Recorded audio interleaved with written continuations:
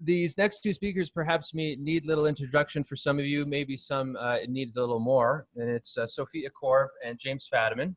And as I understand it, you guys actually have your own little introduction plan for each other? We'll say some things about ourselves. Yeah. Okay, I'm going to actually let you guys do that because you're the professionals of your own life. So please just give a warm welcome to James and Sophia.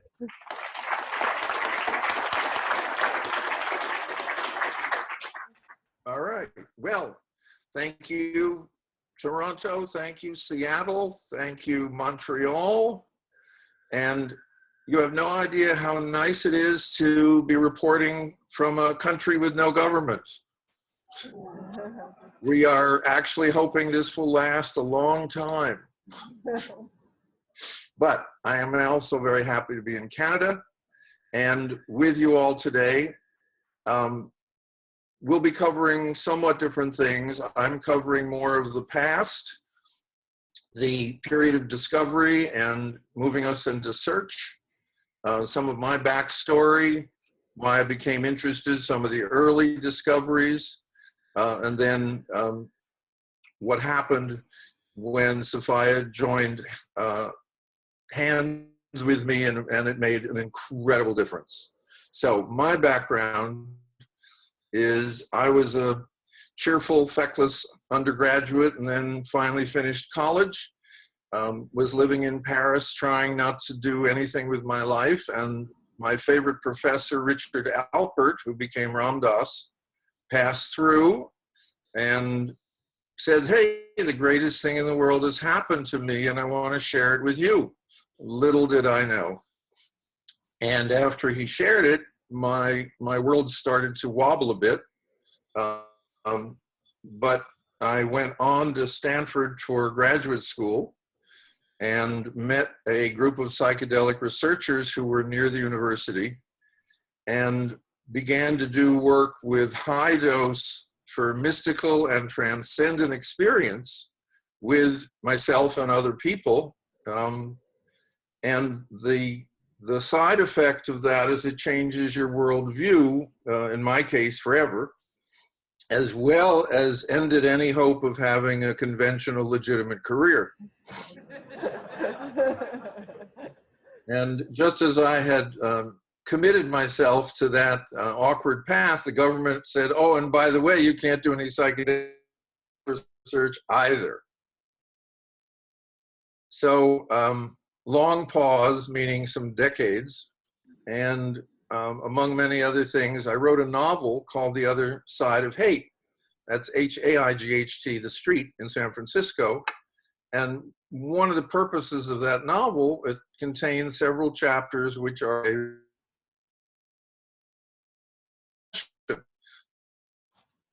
out in whatever way I could.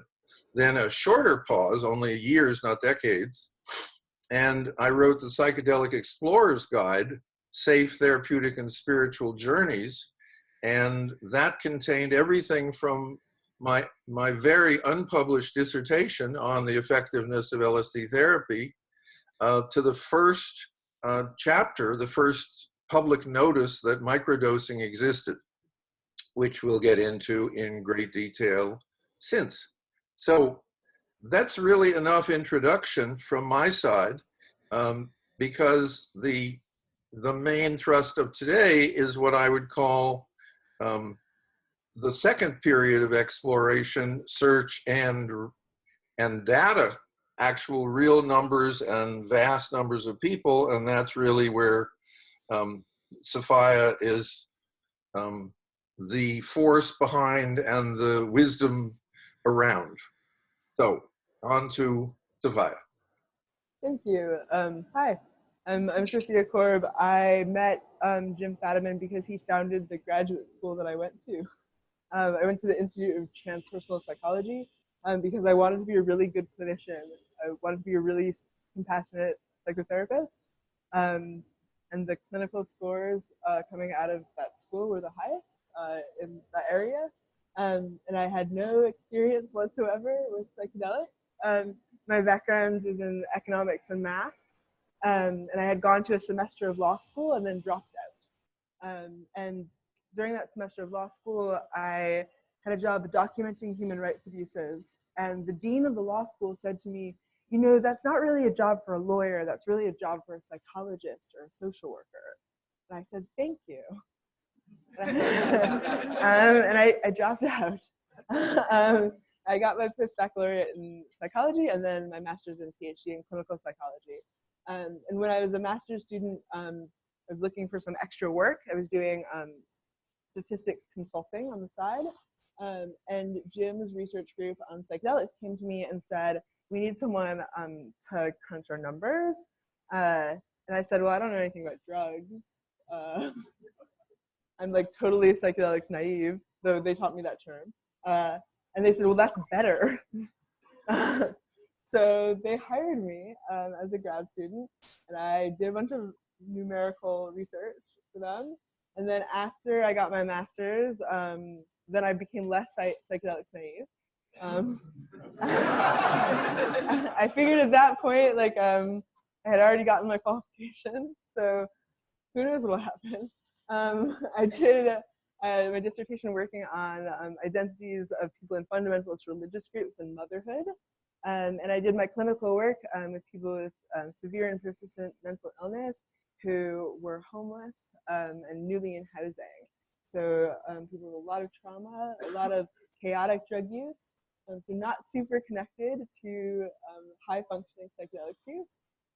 After I recently graduated with my PhD, I contacted Jim again to see if he had any work for me. And this partnership was born. Very hard for me to refer to Jim as my colleague and as co-researcher after working for him for so long, but it's something that I aspire to see my mentor as my co-researcher. So yeah, I've brought a lot of organization and science to a very loosey-goosey, fun exploration that's been happening for 40 years before me. So yeah, that's who I am. And Jim's going to talk about. Well, let me just give a little history and I'll break it up with a few comments that seem to be important for what we're doing here today. And really, if you think about it, microdosing is a whole new area of psychedelic research. And how did I get there? Well, all I can say is it wasn't my fault.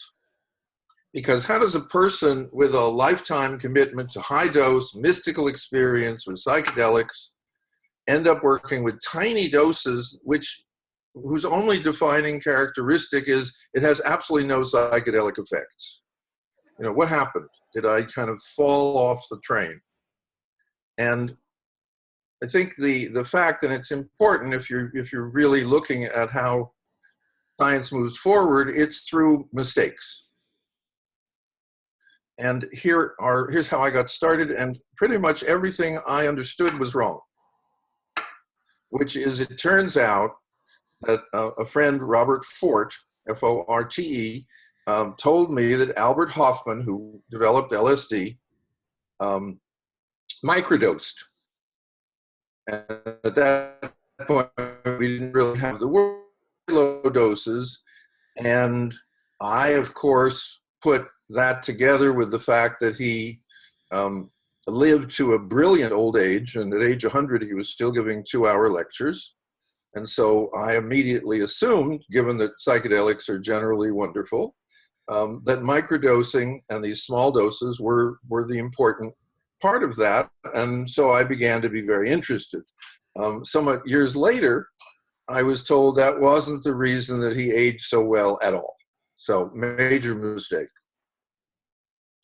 Among the things he did that were important was eat well, take walks, and hang upside down, inversion, head lower than feet for long periods of time, which I am not planning to research. And what I understood, of course, from what Robert had told me, that the correct dose for this lessened effect was 10 micrograms. And what I learned later, and this is a quote, is the discoverer of LSD, Albert Hofmann, used 20 to 50 micrograms as quote, to wander through the woods and observe one's own thoughts, as he told me in 1989. Now, that's a man named Thorsten Passi, who's a famous psychedelic researcher in Germany. And had I known that the dose was 20 to 50, the whole project probably would not have happened, because at that high a dose, it disrupts normal activities for most people, as some of you know. So there was early research, which I also didn't know about, that concluded that low doses, meaning below 25 micrograms, showed no effect. And even at 25 micrograms, little effect with few subjects. So had I known either the research or what I was actually told about Albert, I either would have gone nowhere with it or done it wrong, or done it right and nothing, and we would have learned very little, because 10 micrograms made no sense to anyone. As it turned out, thousands of people have now done it. Now, given that I've been involved with psychedelic research forever, why no interest in the dose, or for any of us? Early researchers like Tim Leary and Ram Dass and me, psychiatrists, if you looked at the first 1,000 papers that were written on LSD, the effects of high dose were so engaging and so paradigm shattering that nobody was looking at this little bottom edge. Now,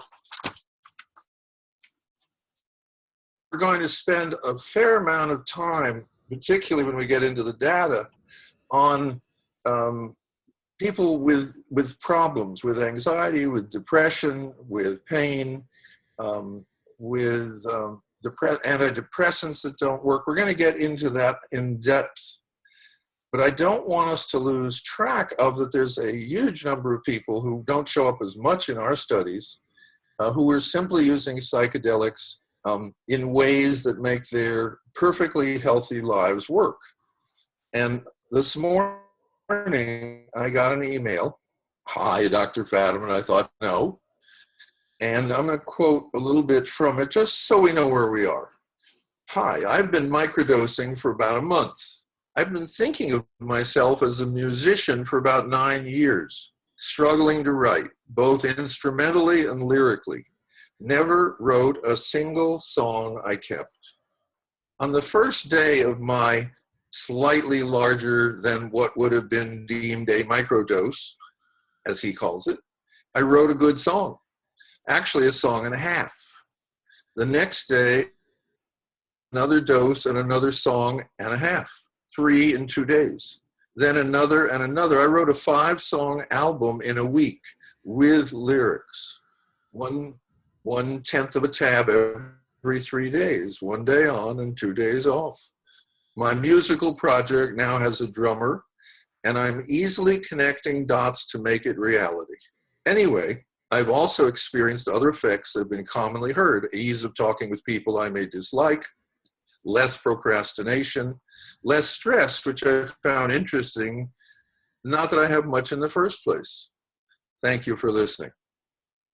That's a little bit of what we have hundreds of, which are reports of people who are not necessarily inside our research pod, but who have been giving us information that allows us to better map the space that we're in. So back to the question of how come there was nobody aware or interested in microdosing. And I was feeling pretty much like I was special, because I was now interested and it was real, and I was going to make a real difference. And no one knew what I knew. And I talked to an anthropologist friend who just laughed at me. And I said, why are you laughing at me? And he said, well, have you ever considered the possibility that the indigenous people who use psychedelics all over the world might have tried small doses. And I thought, oh, yes, I am at the end of a very long trail of very successful microdose researchers with a few thousand years of experience.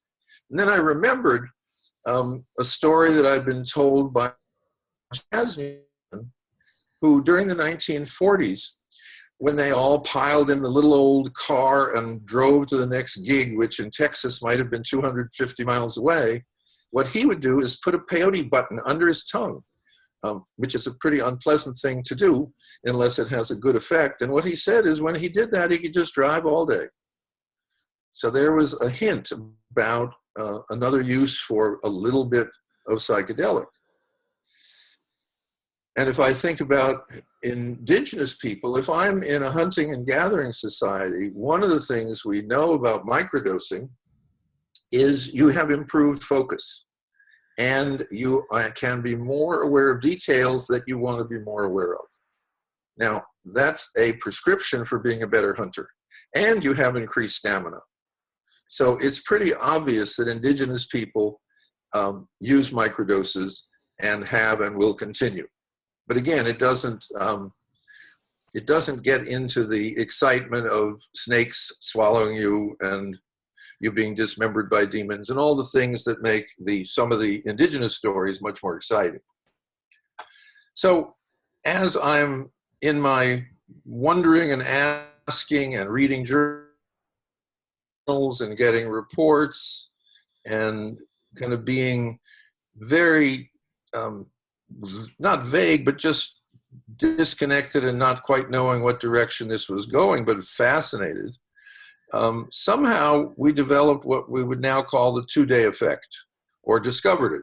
And I don't recall how it became visible. Maybe it was a microdose last. How long does the effect last? Now we know, and traditionally we all say this to each other, that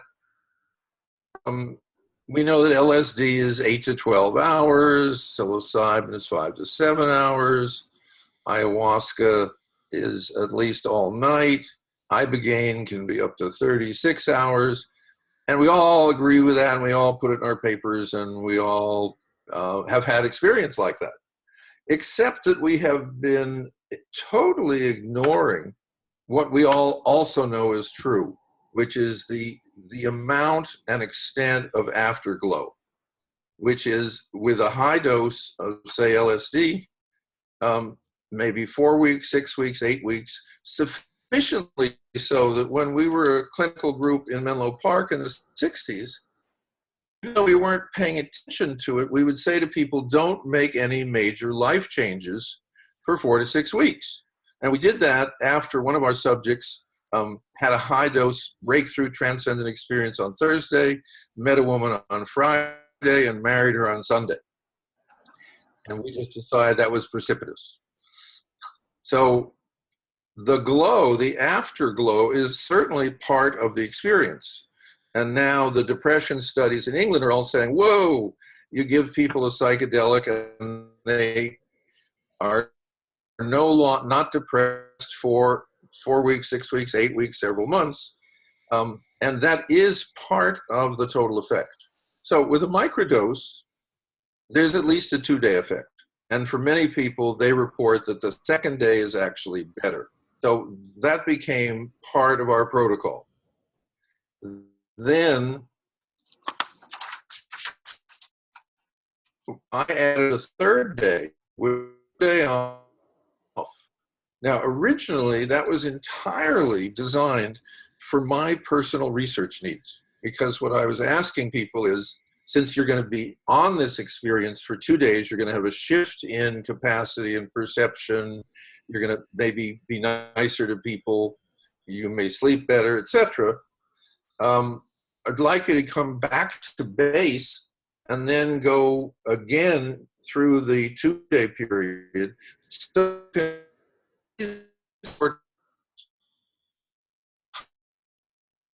one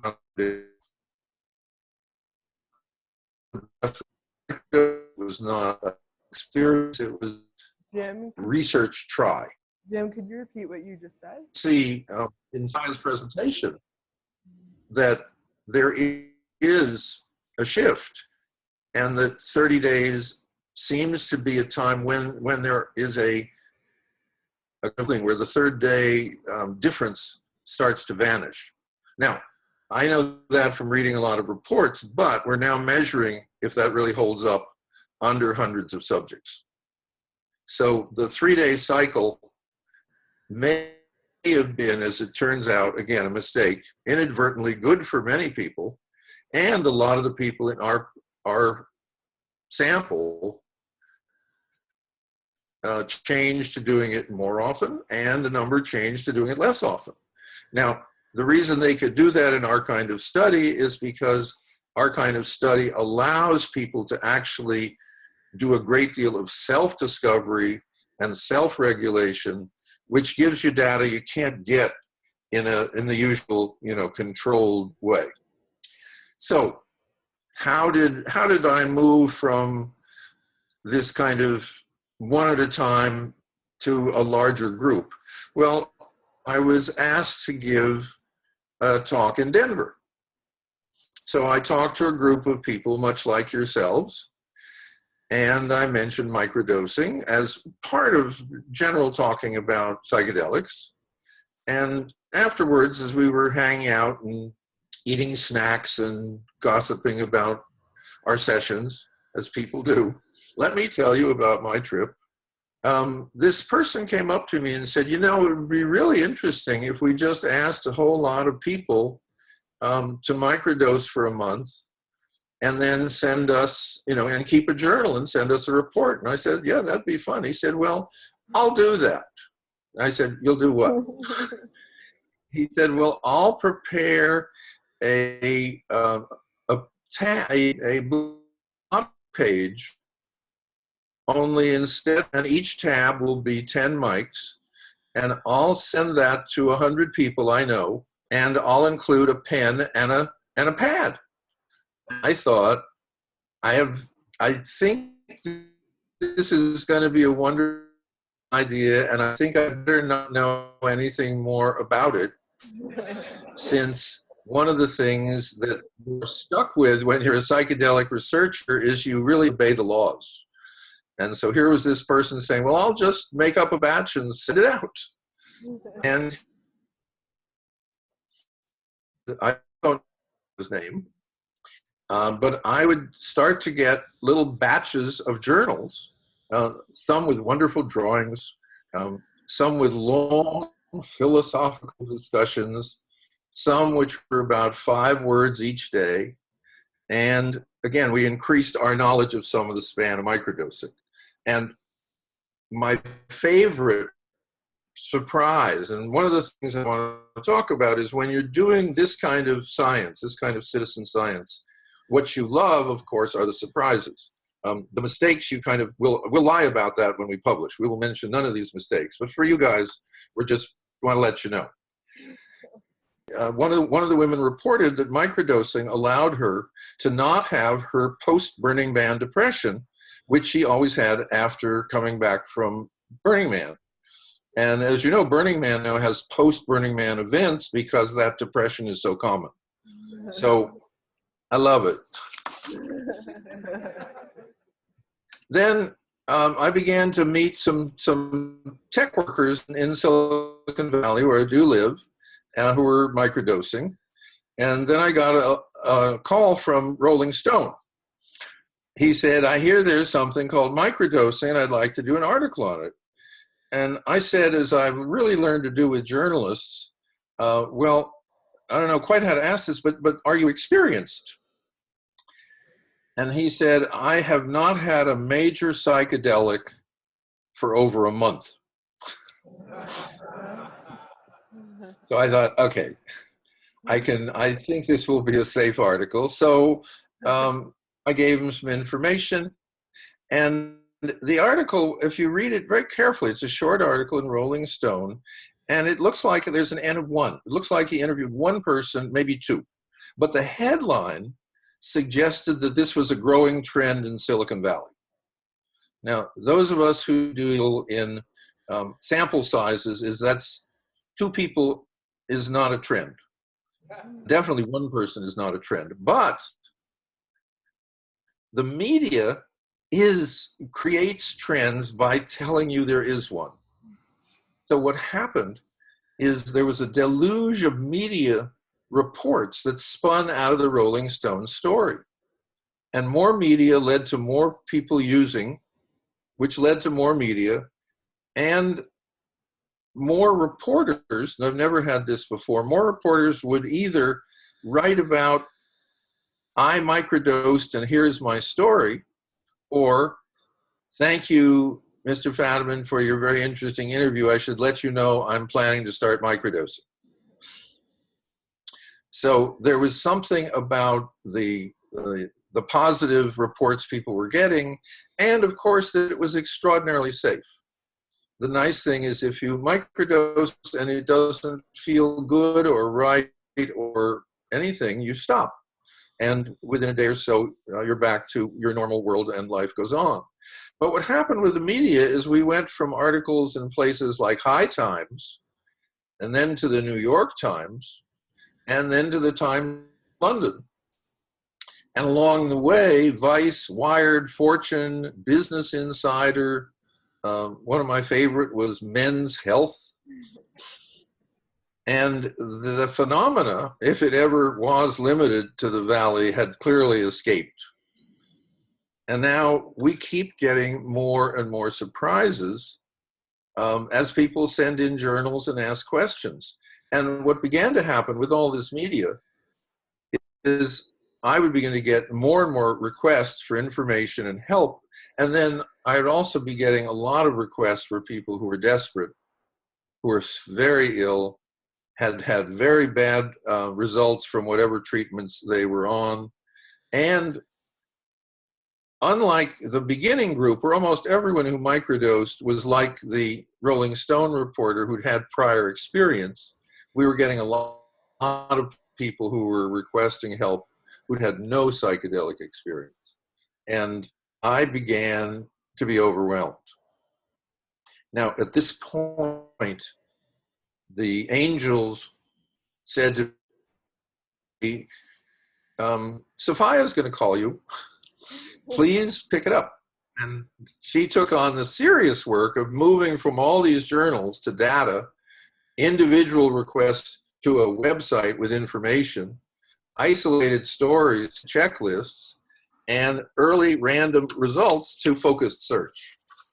And I'm going to make a commentary about science itself, because we now are in an era where we think science belongs to a bunch of experts and they all talk in a jargon that keeps us from understanding them, or we're in the hands of advertisers, and I don't need to go through that. And scientists were initially amateurs. For example, Voltaire had a very upper-class girlfriend for about 10 years, who was also probably the best educated woman in France. And she made basic discoveries in astronomy and mathematics. She translated major texts from Latin. She corresponded with other amateurs all over Europe. Darwin was really a gentleman amateur, as were most scientists. They were serious hobbyists, not an occupation, and not specialists. They were explorers, chemists, tinkerers, gadget makers. If you went into Victorian England home, you would have a curio cabinet, which had weird little funny stuff in it: fossils, dried plants, foreign art, butterflies, meteorites. There was this feeling that science was fun and available and personal. And also, if you think about it, botanical gardens usually arose out of somebody's personal collection of plants from around the world. So the first age of science was truly an age of discovery, unfortunately, as Europeans discovered, colonized, and disrupted habitats and cultures everywhere. But they would all bring stuff home as well, and that's how we were introduced to a lot of the psychedelics. Now, we talk about what we're doing now as citizen science, and I would call it, it's reporting in for the common good. Another term could be called crowdsourcing, but it's the best way to map the unknown aspects of a space. And if that can be finding where the sea turtles' nesting sites are so they can be protected. Amateurs are the ones who observe the sky to discover new objects. People record which plants attract which butterflies. And if the best example of citizen scientists that we all can identify with or know about are bird watchers. They're a wonderful model because they actually map where species are found and how rare they are and so forth. And another from the higher tech side is there are experiments where they say we need thousands of individuals to donate their computer time when their computer is being used for massive computing tasks. So there's a whole awareness that citizen science exists and is still important. And if you really think about it, with the exception of LSD, which was created in a laboratory, almost all the other important psychedelics were discovered and their uses and limitations described by citizen science, but mainly by indigenous people worldwide. So for us, what happened for us is we had people who were answering a personal exploration of their own psyches and bodies. And if you think about it, there's Erowid, which is widely used and very respected, and has thousands of trip reports on hundreds of substances and combinations. And of course, we looked into the Erowid vaults, but it has no microdosing reports, at least didn't when we started. So we had to refigure how could we find out, how could we map the space, and as citizen science evolved. But let me take another step back, and this is a step back into conventional research, which is how do drugs go from creation or discovery to the pharmacy or supermarket. Now, this is mainly US law, and it's somewhat similar in other countries. First, there's a substance. It's either a synthetic or often a plant-derived substance, and a company usually does animal testing. And animal testing is basically, does it harm the animals? And maybe does it help some condition or another? And when you use mice, they have a short lifespan, even shorter in a lab, because they're what is called sacrificed, which means you get to dissect them, and you find out a lot of things you can't do by asking people. And let's assume here's the substance that has made it through animal testing, and so the animals are okay. Then phase one is called safety. These are now legal terms. Safety, phase one, and it's the substance is given to a small group of humans, and the question is not of value, but does it cause obvious and immediate harm? Which is, it may be something that helps a skin condition, but it gives you liver cancer. So that's not going to be a great product. But if it passes through safety, which is it doesn't seem to harm people, you then go to phase two, which is called efficacy. And efficacy is, does it have any benefits? Does it improve a disease, a condition, an infection, a genetic defect? And for phase two, it's small groups, tightly controlled studies. The people that do it is a pharmaceutical company with a great financial stake in it working. There are control groups. And the question, very simply, is the substance better at whatever it is you're looking for than a placebo? Placebo is the natural healing reaction that we have, fortunately, almost going on all the time. Phase three, which is a much larger sample, multiple sites, often commercial sites. They're working with hospitals and clinics. It'll be in other countries. And the people who run those studies are not deeply committed to the success of the drug. They're just committed to doing their job. And that lowers some of the placebo effect. then if it makes it through phase 3, meaning it seems to benefit a lot of people when given by people who don't care much, and that, as you know, doesn't apply to psychedelics, then the government approves it to sell for those very specific conditions. And then what I would call phase 4, it's released, it's available, it's over the counter, it's prescription, or it's only with certain conditions. You have to be trained to administer it. It's part of a larger medical procedure, etc.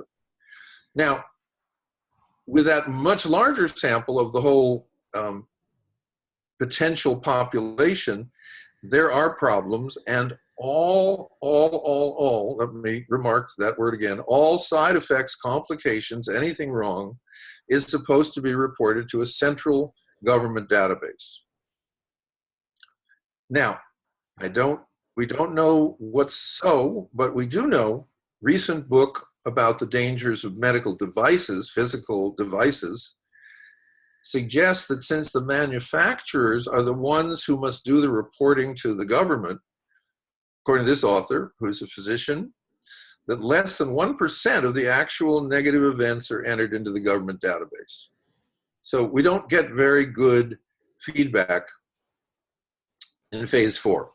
Okay, and the problem in the United States is there's something called off-label, which is if you get it passed through for any single condition, any physician can give it for any condition they wish. So there's some problems with that. Now, for people who wanted to join our study, we recommended dose and frequency, but accepted people for however they did it. Now, one of our big surprises. Remember 10 mics, way below what has any effect? Many people lowered their dose below 10 mics. A number increased their frequency every other day.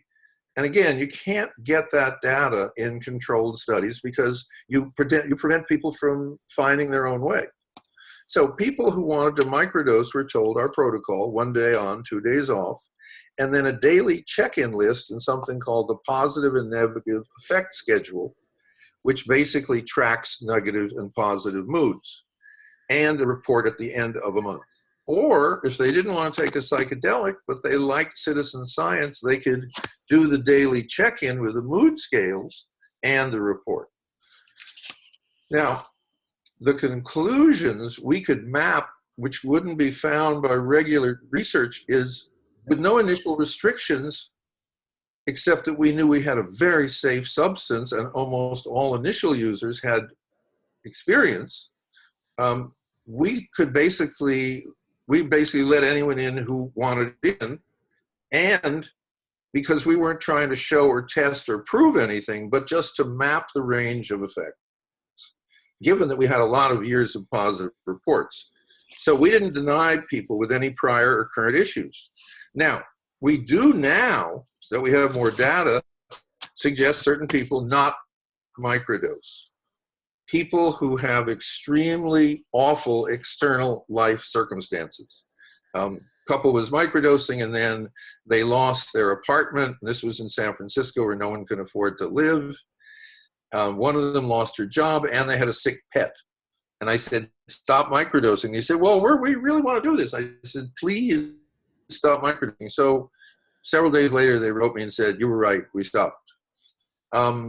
We now don't recommend microdosing for people who only have anxiety as a major symptom, because it looks like either their anxiety is increased or their awareness of anxiety is increased. So we just said we don't recommend it. Curiously, people who are colorblind, we don't recommend it. And if we have time in the questions, someone is going to ask us and we'll tell you. Pregnant, we actually could find nothing in the literature negative about pregnancy and psychedelics, especially microdoses, but we said no, please not, because any later concern after a birth, people will look back for anything to blame, circumstances on, and we just felt that was not a good idea. And no one with prior history of psychotic episodes for the same reasons. But no restrictions on diagnostic categories or whatever medications you're on. and a lot of surprises, some of which Sophia will cover. And if you go to our website, microdosingpsychedelics.com, we now have a list of 185 different medications and supplements that don't seem to interfere with microdosing. So people can stay on what they're on and not worry. And we didn't worry much about medical diagnosis because we find that psychiatric diagnoses are very free-floating.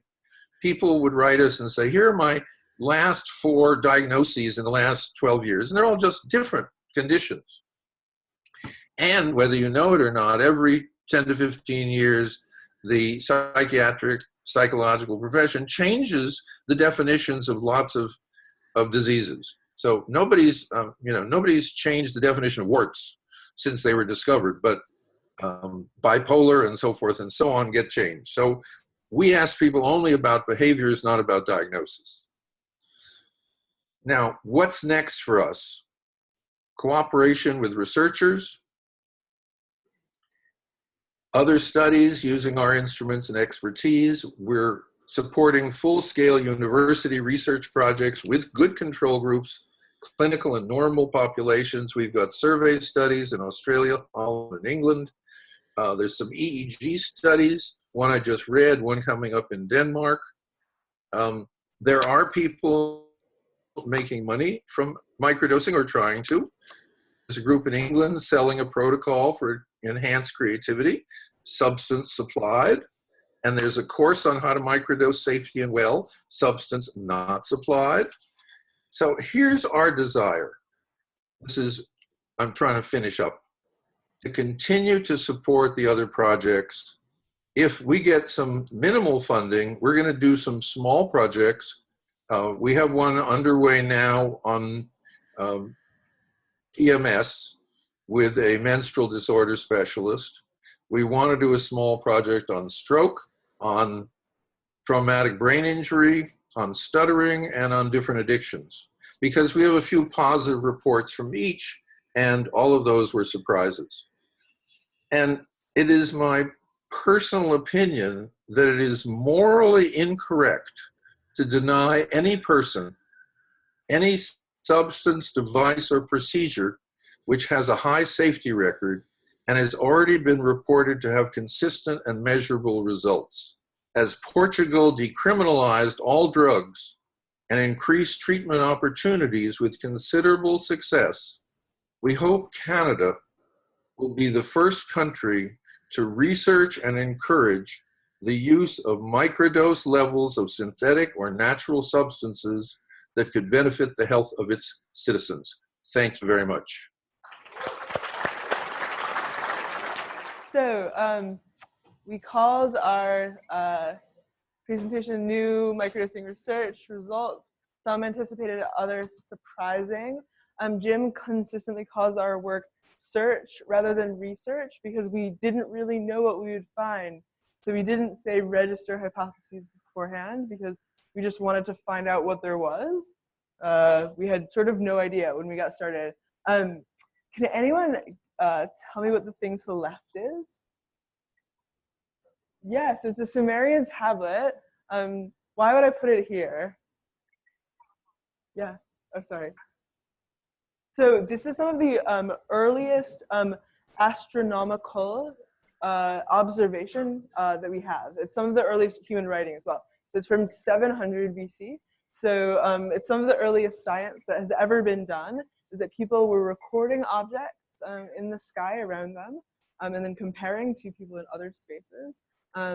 So sometimes what we think of doing is, that we're doing is very new, but I wanted to remind everyone that science has sort of always been observation and always been personal observation that's being compared to others. What we're doing here is we're valuing the internal, the interiority. We're sort of valuing the internal and subjecting that and honoring that by bringing it into the scientific realm. Okay, so when we talk about doing science, sometimes we can talk about the ideal way that science is done. And the ideal is, like, say there's a randomized controlled trial, MAPS does these, the Beckley Foundation's running one in the UK. But then there's like the real world, which where we've lived, and what we've actually done. So instead, what we've done is looked at what people were doing, and the groups came to us and said, we want to try microdosing. Can you help us set up a study? And so I said, sure, because I work for you. So what we did was add variables as people wanted to study different things. So we started off with a validated scale, the positive and negative affect scale. And then we added variables as people wanted us to add them. Some of them didn't work out as well as the well-validated scientific scales, but we got results for the people who wanted to do the study. So we have, this is a little bit old, so the numbers are higher now. We have roughly 1,800 people who have submitted more than 1 week's worth of data of microdosing. And in terms, the control group is around 10% of the active group. And in terms of the number of daily entries, so what we do is we ask people to fill in this survey. It takes around 10 minutes.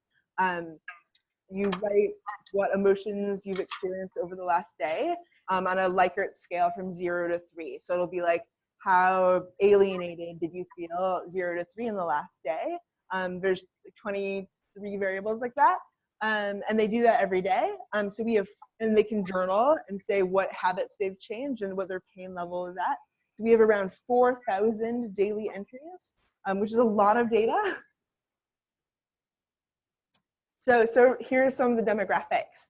There's a wide variety of professions. It's not only people who are in the tech sector. People in the building trades, so people who are welders and construction workers, professors, there's artists, there's writers, there's stay-at-home mothers, there's computer programmers. And we ask people if you're doing this for medical benefit or to enrich your life in some way. And I used to have a lot of feelings about people who are doing it in Silicon Valley, like they shouldn't be doing it for capitalism, like what's LSD even for? It's not for like aiding the owners. And it turned out there wasn't that much difference between the people who are doing it for a medical benefit or for the enrichment. So perhaps people who are depressed are only a little bit more depressed than people who are not called depressed, which is a sad but true fact. So in terms of the depressive symptoms in the last month before they enrolled in the study, it's 60% of the control group and 80% of the active group. And the average age is higher than just college students. So we're 34. We have people who have signed up, enrolled in the study who are as young as 14, but none of them have managed to complete a daily survey. So we would exclude them from the statistics because we don't have permission to study minors, but it doesn't really matter because they didn't manage to get to the next step, which would be not just to enroll, but to submit data. So the average age is 34. The youngest that's included here is 18, and the oldest is 88. Out of 1,607 responses for what is your sex or gender, so it's 1,100 men, 483 female, and 21 trans or non-binary people. Okay, so I asked people what they wanted to do, and this is one of those mistakes that you make, and you realize afterwards that you should have provided responses because people wrote in both ADHD and treating ADHD. So now I need to combine those in some way. But you can see that people wanted to improve their physical or mental health, and that was a larger group, around 2/3, and then about 1/3 about the enhancing wellness group. The comparison group doesn't look like 10% here, but it ends up being 10%. Right, next. Okay, so what's your motivation for microdosing, or motivation for being in a study? So this is a little bit strange. This looks at the symptom checklist of, no, sorry, it's the motivation prevalence. So what symptoms did people experience before they enrolled? So here you see, there's actually a higher number of anxious people in the control group. and a higher number of people in the sleep disturbance group in the control group, which is interesting. Oops, I don't know why. It could be because we told people that it could be stimulating, so they've decided not to microdose. And it could be just a weird statistical fact. This isn't a randomized controlled trial, so you're not going to expect it to have the same statistical properties as a randomized controlled trial. This is some good evidence for this. Okay, next. Okay, so here's some symptom prevalence in the last month of the active group. We've got up to almost, so the top line there is 80%. So we've got almost 80% people experiencing low mood, 70-something experiencing trouble focusing. Headaches and general anxiety are the next two. Right, next. And then you compare this to the control group. That red part is the difference between the active and the control. So low mood, you see that 20-ish% difference. Lack of energy, trouble focusing. So we're not going to expect the active group and the control group to be exactly alike, partially because as people would seem sort of more disorganized in their thinking or have psychotic episodes, Jim and I might say, oh, this isn't the right time for microdosing for you. Maybe you can help us by being in the control group. All right, next. All right, so there's a lot of ethical concerns with doing this type of research, right? So this isn't, we don't have people's medical records. I mean, we have some people's medical records, but because they send them to us, they weren't screened actively as part of a clinical trial. So there's a lot of risk for the participants. We made very clear that we weren't recommending that anyone microdose. And I don't recommend here that anyone in particular microdose. What I'm going to do is tell you about microdosing, and then you can make a decision. And you can let me know how it goes. I'd love to hear. So here are some of the risks. These are untested illicit substances. They haven't gone through the protective procedures of FDA approval where you might have amnesty for carrying such a substance. This isn't an official trial. And people who are willing to participate in this sort of trial might be desperate and vulnerable. They might be willing to try anything. So the ways that you'll see on the next slide more, but these risks change how we should interpret the data. Because this isn't an RCT, you can't compare it to RCTs. The placebo concerns are amplified because people know that if they're getting LSD, it wouldn't be super ethical to give people water paper and not tell them whether or not it was LSD. So there's selection bias, and there could be increased fear or uncertainty due to the illicit nature of the study. All right, so the ways that we mitigate the risk here also affect the reward that we're getting. Because this is a different type of study. This is a study where we have a very close relationship with the participants. So we carefully read a lot of literature before we set this up. We collaborate with people's physicians. I talked to a lot of doctors about why why the person might want to microdose. Everyone should test their drugs. We've talked about this a lot today, but test your drugs. It's cheap, easy. Most of the stuff that you might get isn't harmful to you at a very low dose. There's no reason not to test it. We tell people very explicitly about the risks and harms. And we don't make a big fuss of this because we don't want to make people feel more paranoid. But there's a difference between paranoia and legitimate fear. And in the United States in particular, we're concerned about things like the government going after our participants. So we've made it very clear that you can use anonymous email addresses, anonymous names, and you can use Tor or some other protocol in order to make it hard to trace where you're coming from if someone would look at your signal. So this obviously changes how we interpret the results. We allow people to change their dosing regimen really flexibly. This makes our data really, really messy, but it gives people this power over their own experience, which might also influence the results. In a way, I have a note here to disagree with Jim about the definition of placebo, right?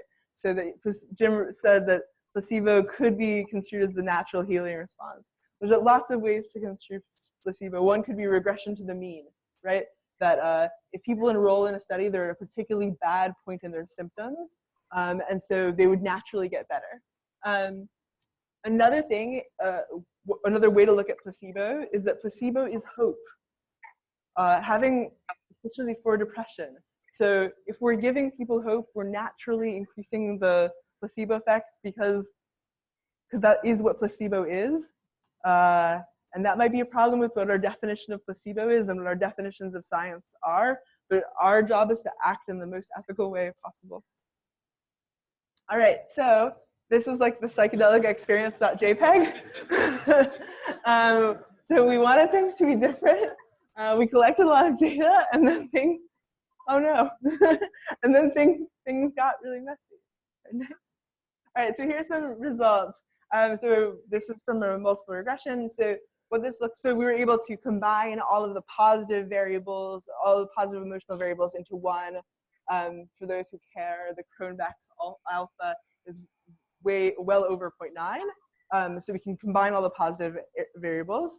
The R squared against days in the study is 0.04, which means that 0.04% of improvement on the positive scale is explained by how many days the person was in the study, which is a lot, which is surprising. 5% is not random, it's just explained by how many days you've been in the study. And negative variables, you see 0.05, sorry, positive is 0.04, 0.5, and negative 0.05. So this is clearly we can reject the null hypothesis. These are our significance numbers. You can see they're very large. All right, next. All right, so this is talks about this might make more sense to the non-scientists in the room. So positive affect here in this scale. So the opposite of positive affect is depression. So if this number goes up, the people are feeling better. So the average starting is 30. On day 114 of the study, they're at 46.2 average. The absolute change is 15. The relative change there is 52.5%. Improvement in depression, in depressed mood. That's quite a finding. Obviously, this isn't a randomized controlled trial, but this is what we found. So negative affect in this scale is a good proxy for anxiety. And so I've represented it with negative numbers because lay people told me that made more sense to them. So as the number goes up in absolute value, they have less anxiety. So there's a 31% reduction in anxiety across the active sample, which is quite a finding. Yeah, that's like a lot better than like psychotherapy. Yeah. I don't want to compare to Prozac, right? Because Prozac's not that great, but it's a lot better than we might expect. All right, so if you look at days of microdosing and average mood here, so here the top line is the positive affect. So as the number gets higher, the people are feeling better, and as this one also, as the number gets higher, people are feeling better. You can start to see after day 90, I put this line, things get really wonky, right? So I was like, oh no, what's going on? I'm always really anxious about our participants. So I was like, why are people microdosing if it's not good for them? Why would they continue? Because we didn't even ask them to microdose this long. What's going on? So it turned out that there wasn't that many people in this part of the sample. We're still collecting data, and we're still analyzing data. But the people who continued microdosing after 90 days and continued submitting daily reports were people with end-of-life conditions. So they were experiencing mood changes that might be better explained by what was going on in their life. And they found microdosing to be helpful and to be meaningful, and they continued to microdose. So as you look at the average, it gets really wonky, but their experience of it was positive. Next. All right. So these are some quotes that we have. We started to identify themes in microdosing. These light blue quotes are all from people with treatment-resistant depression. So they've tried more than 3, I think that's right, more than 3 types of treatment for over 6 months and still have severe depression. So we notice openness. I've noticed that my mental chatter is considerably less than it was prior to the study. It was near constant before and not very positive. First thing every morning, my mind was always a raging flood of responsibilities, reminders, and thoughts unnecessary. I remember telling my husband, you know that time in the morning when you're almost fully awake, but there's nothing on your mind? I love that. It was very fleeting.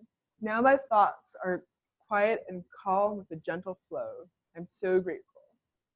Our next theme is introspection.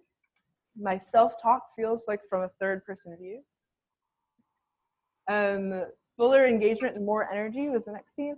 I'm feeling very energetic, very focused, very alert. It's the same as taking a prescription of amphetamine, but without the jittery or the crash after, so that's wonderful. Also noticing interpersonal change, unusually productive and pleasant social encounters with people I normally don't get along with. So of these themes, they were identified in over 75% of the people with treatment-resistant depression, of which there are 12 in the study. All right, so I'd like to compare a little bit to Gasser, who's a Swiss. He sort of broke the seal on the research ban for 40 years in 2014. So he did publish 2 studies. One was a safety study, and one was a end-of-life LSD-assisted psychotherapy for end-of-life anxiety. In Switzerland, the N was 2. I think the N was originally 12, but this is end-of-life conditions, so 2 people died during the study, which you would expect because they're sort of at end of life, right? So 80% of the patients after their experience, and these are high dose, these are macro doses with a psychotherapist overnight, between 200 and 500 micrograms. So 800 of patients reported a reduced fear of death, and almost 70% an increased quality of life as a result of their LSD-assisted therapy sessions. All right, so on the left here is Gasser's text. So Gasser suggests that there could be 3 mechanisms to explain the reduction, depression, and anxiety. He suggests first it could be the cognitive experience, that people had some sort of realization and that they learned something, they've changed how they thought as a result of their experience, and that being able to, on LSD, see many relationships at once, or de-schematize, was able to help people. So I looked in our journals and found this, which I thought corresponded well. The primary difference I noticed is that curiosity outweighed fear. Difficult problems were easy to start. I didn't mind making a mess in order to find and examine solutions. I was eager to get into something and just see where it went. I was also able to clearly find form paths in my mind or on paper for possible implementation. I think that corresponds fairly well to what he's, and this is, sorry, just to be clear, this is a microdose quote, and this is a macrodose theory. All right, next. All right, so his next one is the psychodynamic experience. This text is really hard to understand for a lay audience, but what he's talking about is that people begin to submerge and not pay attention to things that are painful in their history, and through the process of experiencing those traumatic feelings again and catharsis, they're able to bring those back into consciousness. So here's a quote from a microdoser. I noticed the anxiety had gone. I felt clear and full of energy. My depression had been causing me to drift away from friends and family at an alarming pace over the past 2 years, often feeling great anger towards family and frustration towards friends. The first time microdosing almost instantly gave me the urge to reach out to my friends and family. It's like I felt anxiety, but without the anxiety. It's a very strange sensation for me. The next few days, I felt very chilled and relaxed and with no anxiety or fear. That's Gasser's second mechanism, proposed mechanism of action. Third, oh no, what happens to the quote? All right, so the third is that he proposes a psychedelic peak experience. I'm not sure why the Gasser quote isn't showing, but he proposes that the experience itself is able to help people through a mystical experience come to these new changes. But we define microdosing as a lack of traditional psychedelic effects. So probably we can't point to that as a mechanism of action in our study, though we didn't, mistakes you realize, we didn't ask people if they were macrodosing during the period of microdosing. So it could be that they've had peak experiences and I don't know about them, and that actually caused things, but I don't know. All right, next. All right, so I told, where's Dan?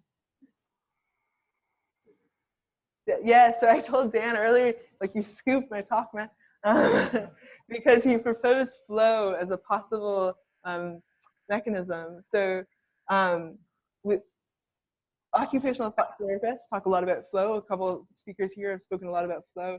But flow could be defined as being really into what you're doing. You lose track of time. You're totally absorbed in what you're doing, and you lose track of space and time. So here's a quote from a microdoser. The way I do my job has changed quite a lot. Earlier, I used to be overly focused, losing myself in my screen and in thoughts for hours and hours. It's hard to describe and even harder to find an explanation for how easily I get things done now. It's like I get more work done at a higher quality while taking less effort. I have mental clarity. I'm able to more easily take a few steps back and adjust the right things. Another part is my improved social and communication skills. This helps me match the right people to get work done that I had previously do myself. Emotionally, I'm more balanced, no more depressed episodes. I actually feel blissful most of the time. My creativity is heightened and I'm writing more because I'm no longer tired after work. So all those recent, the Gasser comparison ones, those are also people with end-of-life conditions. So perhaps another thing to be looking at for mechanism of action is this concept of flow. All right, so we have lots to do. So we're excited to collaborate with lots of you here. Our information to contact us is here. Our website is up there. We currently have a lot to write. I heard people saying there's not enough research, there's not enough publications done. That's my fault. We've been doing too much talking to participants and too much talking to the media and warning people about safety. But we've got a lot to publish. Having 4,000 short journal entries and 275 long ones is like no joke. So there's going to be some good publications coming up. We're doing some follow-ups, and I'm going to register our hypotheses with the website that Tom and Rotem showed us earlier. So we're doing follow-ups on people with some brain injury and insults, people with bipolar, treatment-resistant depression. We're making our disidentified data to be public, so everyone can look at it and do analysis. You can find out what you find out. And yeah, that's what I've got. Oh, I have one more. I'm wrong. I have one more. Yeah, there's one more. Oh no. Yes, thank you. So I wanted to thank, first of all of Toronto for hosting me. It's been great to visit. I really like it here. And thank you to all of the people here who contributed to the body of research and all of the thousands of citizen scientists from 59 countries who contributed to this research. All of this wouldn't exist if people weren't brave enough to take a tiny amount of acid and fill out a journal every day and send it to me. Thank you. All right, so I think we've got time for questions. In the first 2 weeks, there's more variability. Jim, the question was whether or not psychedelics create more variability in mood. So what I did was I calculated a coefficient of variance for each participant. So, in other words, I looked at each person's variability of their own mood. One of the things we found out that way is that people with bipolar disorder have more variance of mood than people without bipolar disorder, which is good because it means that suggests that there's something correct about their diagnosis. So in the first 2 weeks, there's a higher variability, higher variance, and then after that, it seems to even out. Next is a question coming in from Austin. Hey, this is the Austin group, and I have a question about courses that are out on the internet. I know there's one that's probably pretty well known. It's from Third Wave. That's Paul Austin. It was just revised and released. One of the concerns I have about participating in something like that with the forum and so forth is the non-standardization about the various substances that people are reporting on. Because if we're trying to get some good, consistent results, how do we account for the variability of the substances? General answer to all questions about the third wave is probably ask them, because they're trying to do their best to be as ethical and as honorable as possible. Next up, we have a question from Montreal. Go ahead, Montreal. Hi, you mentioned a company in England that was selling microdoses and instructions. I was wondering what company that was you were referring to. Out of curiosity. I don't know the answer to this one, so it's all on Jim. That's like saying, what's the name of your dark web dealer? Just curious. They were going to do some research. I think they did some. They were going to report at the MAPS convention in April. They pulled out at the last minute. I have not heard from them since. Next up, we have a question coming in from Seattle. Seattle, go ahead. James, can you elaborate on the color blindness in regard to microdosing? Yeah, I just love that we found that, because various people drop out, and often Sophia will ask them why. And we had several people who reported that when they microdosed, they saw tracers. For those of you with experience, I won't explain it. But it's after images of visual of bright lights. And each one of them had dropped out because the feeling of tracers was just irritating and lasted for days. So we now say, if you're colorblind, because you will have tracers. Now, surprise to Sophia, I was going through some back journals, and I came across someone who, in the days when I just read people's journals from 2014. So I'm not sure that we can hear you, Jim, but we definitely know that people, men with red-green color blindness, were experiencing tracers long after the experience of microdosing, for like multiple weeks afterwards. We're probably going to publish about this and some theories about why, but it's not totally clear why people with red-green color blindness experience this. They also experience it at higher doses. It's very common at higher doses. Yes. Yep. Yeah. So the question is whether or not, because so many people experience benefits due to having small amounts of psychedelic substances, whether or not we can speculate that they, prehistoric humans or some evolutionary ancestor to humans, had those as part of their diet. I am a psychologist, and I have no way of knowing how to speculate about that. Right. Yeah, the amount of knowledge we have of prehistoric diets is very small, but I will point out that two of the worst tasting substances known to human beings are peyote and ayahuasca.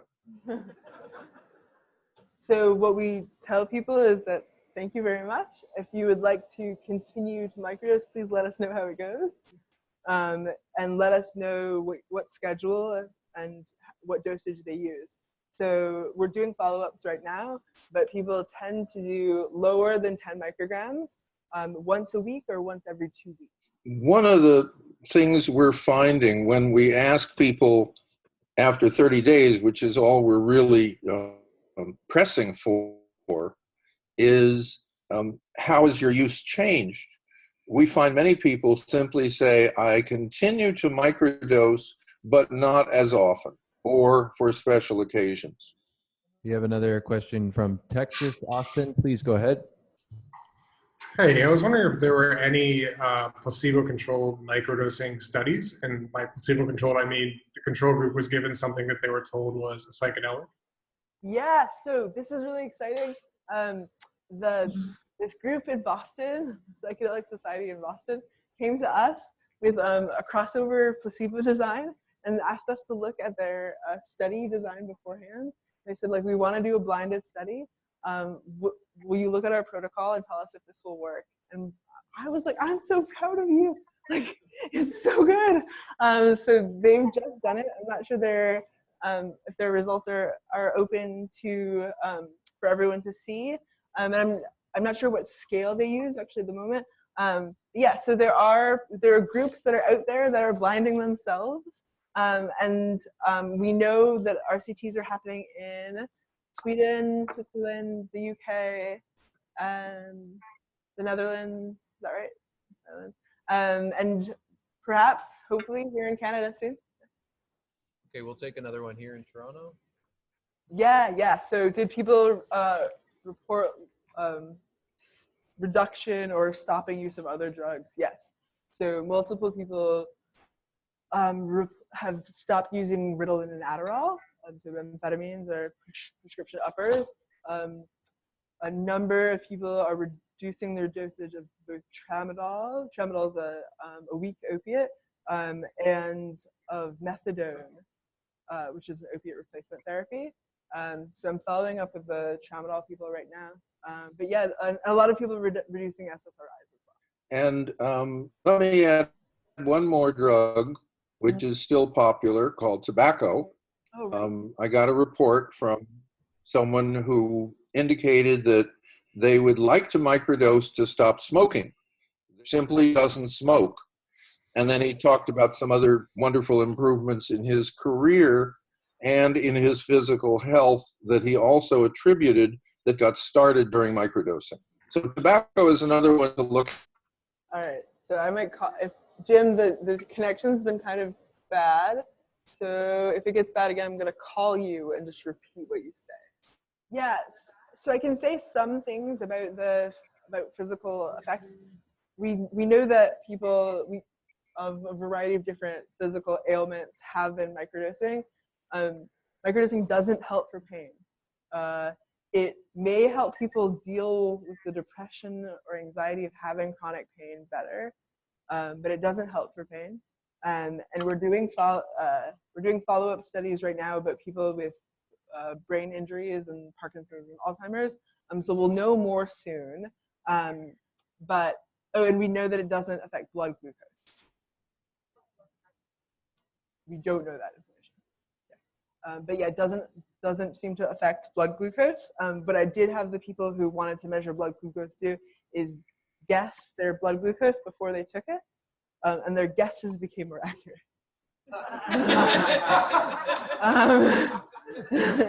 So I didn't have a control group for that.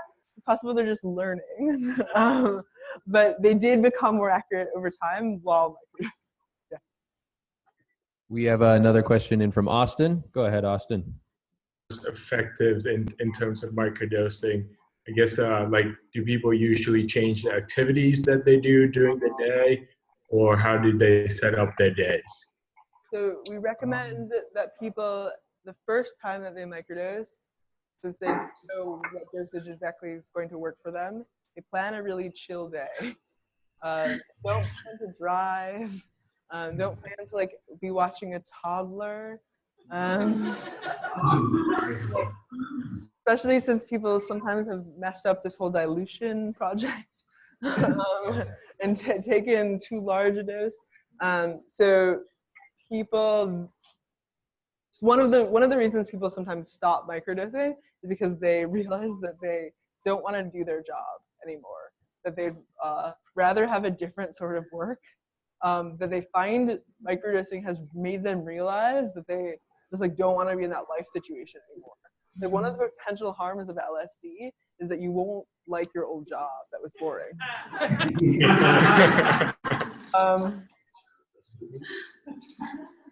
Yeah. what I got. Yeah, I just got a recent report from someone who is very fond of microdosing, but he no longer will do it at work because he said his work is actually designed around putting and it's a very stress-filled job. And he said, I'm really paying attention to set and setting, and it's not a good place to microdose. Do it on weekends, and he's very happy with that. Shut down. Okay, we have a question coming in from Seattle. This is for either one of you. Do you have any data, or have you heard of any data on what nutrients or vitamins may be depleted by the body over time with microdosing? We have no idea. Okay. Remember, we're dealing with a very tiny dose that so far nobody has measured any physiological effects at all. We are having a couple of people doing EEG studies. What people do report is their health improves. They are physically they're healthier, they are sleeping better, they are actually reporting their habits of eating. So some things that make me think that are that people seem to need less over time. But some things that make me not think that are that I have no idea what's going on. We have a question from Baltimore. Baltimore, go ahead. Hi. Have you discovered any issues with the heart from microdosing, heart conditions or anything? Yeah, so this is a common question that we have. There's a concern about heart conditions. We haven't had any heart conditions, and we have multiple people who have gone through cardiac evaluation, and there's been no reported heart problems. So we have James on the line with us here to avoid any sort of bandwidth issues that we were experiencing. I saw your hand up there for a while. Yeah, so the question is how we got this through the IRB.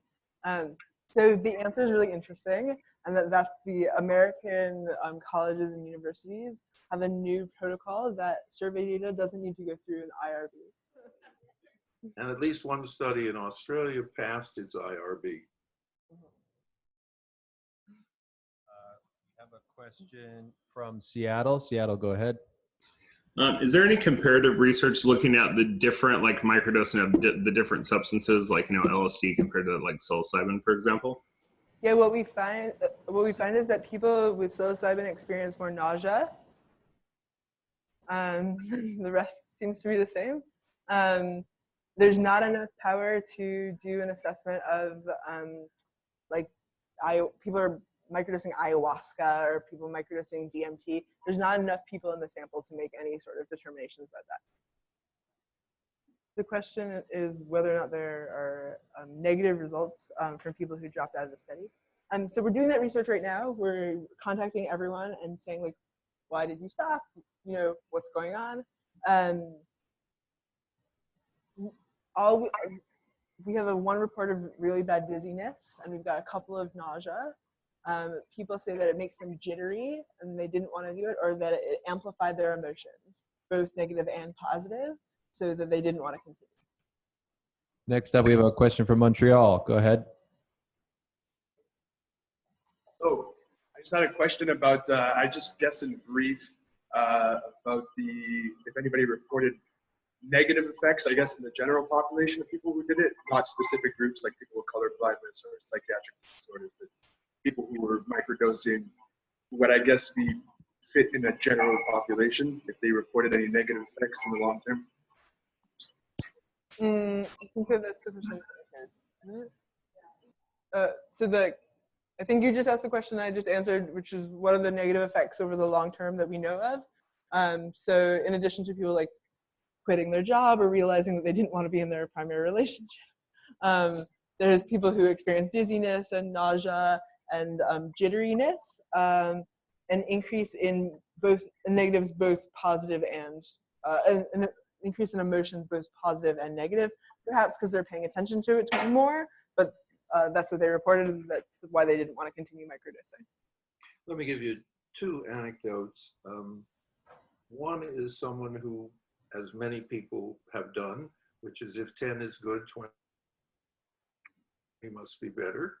And he said, I went to my sales meeting, and as I listened, I realized I didn't care about the product, so I went home. The other is someone who wrote us and said, I'm having a lot of physical symptoms. And he gave us a list of about 4 really quite unpleasant symptoms of pain and headaches and jittery. And so I wrote him and said, please stop. And he wrote back and said, I don't want to stop. And I said, please stop. I have to warn you that, we really strongly recommend you stop. And he wrote back and he said, I cut my dose in half, all my symptoms went away, and I really like microdosing. So we're really still mapping the space. First up, Seattle. Go ahead, Seattle. Hey, is there anything preliminary you can share with your traumatic brain injury reportees? We don't have enough data to be able to share. I'm sorry. Yeah, now the word that I use is traumatic brain injury, which is car accidents, tree limbs fall on you, things like that. Single event. And what I have is 3 different people who at the MAPS conference came up and told me their traumatic brain injury story, and it was anywhere from 6 months to 5 years. And they all indicated that it had been greatly improved with microdosing. And one in particular said, I no longer get the headaches. So that's why we'd like to do a little more formal study than people stopping you in the hall research. Austin, go ahead, Austin. Would there be any contraindications for neurological disease? For example, essential benign tremor or intentional tremor, or worst case, Parkinson's? The only thing that we know of is that we're not recommending that people on the autism spectrum use microdoses, simply because as they were enrolling in the study, the big longitudinal study, they needed really high doses. And they kept on increasing their doses and saying like, well, I take 500 mics to trip at all, so shouldn't I just take like 1/10 of a trip if I'm going to be microdosing? And that felt like a real, like 50 mics as a microdose feels like a lot. So we didn't feel super comfortable with that. Alicia Danforth and us are friends. She's a researcher at UCLA in the MDMA and autism research, and she recommended to us specifically not to pursue research with people with autism, because parents of children with autism are so very desperate for anything that will work that they will find whatever protocol you have on the internet and give drugs to their children. So we're very concerned about those vulnerable children. So we've decided not to do follow-up studies with people with autism. Another from Seattle. Go ahead. In regards to addiction, is there any more specific results you've seen, or has anyone brought up much about like digital addiction and social media use and the effects of microdosing? Not that I know. Jim, do you know? No, I've got a few reports that say I'm no longer using social media as a way of protecting me from the world. But I can't say we've done anything formal, and we're doing, we really say to people, if you'd like to microdose, we'll tell you how to do it as safely as possible. We'd like to follow you, but that's as far as we go. We are not proactive, except for maybe occasions like this. We're really trying to find out so that more formal research can answer those kind of questions. Baltimore, go ahead. Helped any of the study people with anxiety? Or if it was across the board, not helpful. No, there's a 13% reduction in anxiety symptoms. Yes. Yeah. I'm not. Thank you. You're asking with anxiety-specific disorders, which we wouldn't necessarily know about because we didn't ask people for a lot of diagnosis information. What we did find is that with people with mixed anxiety and depression, that if people's depression was more important to them, that microdosing was more helpful to them, and if their anxiety was more important to them, that microdosing was less helpful to them. Yeah, that's helpful. Thank you. You at the back, I've seen you've been raising your hand for a while. Sorry. Yes, there's a lot of things I would do if I were setting this up again, or there's a lot of things I'm doing as we're setting up the follow-up studies. A really simple example is that when people enrolled in the study and then submitted data, I didn't have the email addresses that people used check against the database of already existing email addresses. So then when I went to map all the data, it didn't make sense because everyone had spelled their email address wrong at least once.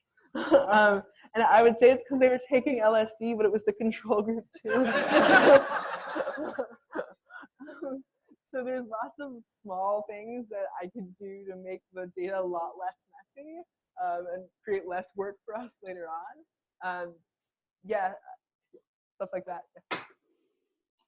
Now, I have a question for all groups, and you can do it by hands, but in each location, Baltimore, Austin, etc., what percentage approximately of you have microdosed? Hands, at least in Toronto? Okay. Austin? To get everybody. Y'all?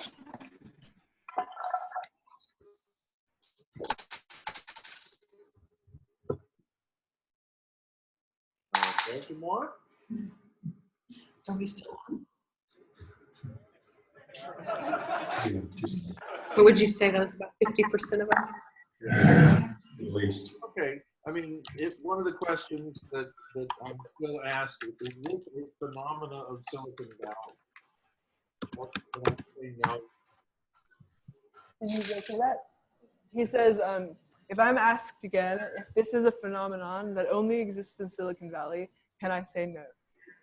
Yeah, they say yes. You can say no. All right. Jim says thank you, guys. That's a major problem. All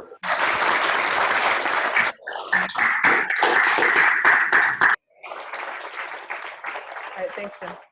So with that, we have a wrap. So I'd like to thank all of the participating societies in different cities. Thank you to Jim for phoning in. Thank you to Sophia for coming up from Washington. Thank you guys all for being here and for supporting this day. Please clean up your garbage before you leave.